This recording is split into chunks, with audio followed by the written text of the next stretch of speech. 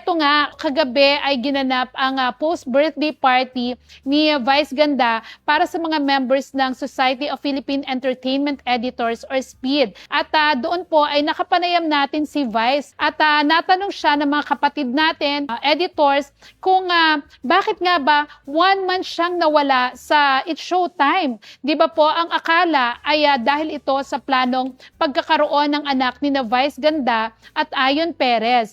Pero straight from the horse's mouth ay nilinaw nga po ni Vice Ganda kung bakit nawala siya sa It's Showtime kahit hindi naman daw niya kagustuhan. At eto nga, pakinggan natin yung panayam namin kay Vice Ganda. Hindi na-injure yung yung right foot ko. May tumubo, hindi ko alam, may tumubo dahil sa ilang taon ko ng pag-heels. May tumubo sa buto dito sa hinlalaki sa ilalim na corn. Parang nagkakaalyo siya, sabi. Tapos nung nadapa ako nung ilang buwan na nakakaraan, parang na-bruise siya. Tapos nung sinabi nung dinala ko sa hospital, kailangan ipa-therapy kasi may trauma yung part na yun. Hindi ko naman siya napa-therapy. So nag-heals pa din. So lumala siya, parang nabugbog siya, nagkasugat na yung paligid nung namaga siya ng malala. Tapos nagkulay po, tapos hindi ako nakakalakad. Tapos akala ko gout. So umiinom kami ng pang-gout, tapos hindi siya nawawala. Di ba yung gout parang 2 days, 3 days, wala na siya. So, tumagal siya ng 1 linggo, 2 linggo, hanggang sa 1 buwan na siyang namamaga. Tapos hindi siya masakit, pero hindi ko siya kayang itapak. Yung ganun. So, napunta akong Singapore, nagpa-check up ako. Tapos yun ang nakita. Takot ako, sabi ko, ano ba to? Bakit 1 buwan na siya? Tapos hindi siya nawawala. Kasi lumaki yung buong paa ko.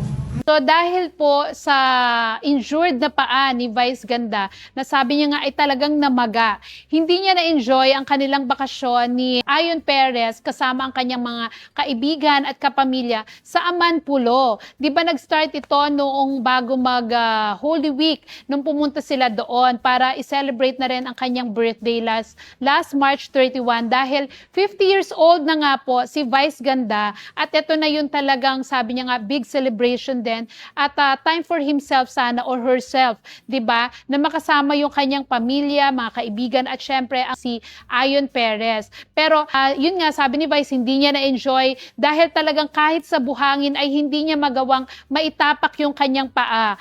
Ngayon syempre, mas binibigyan importansya ni Vice yung kanyang health na sabi niya gusto niyang mag-heals dahil sa kanyang trabaho.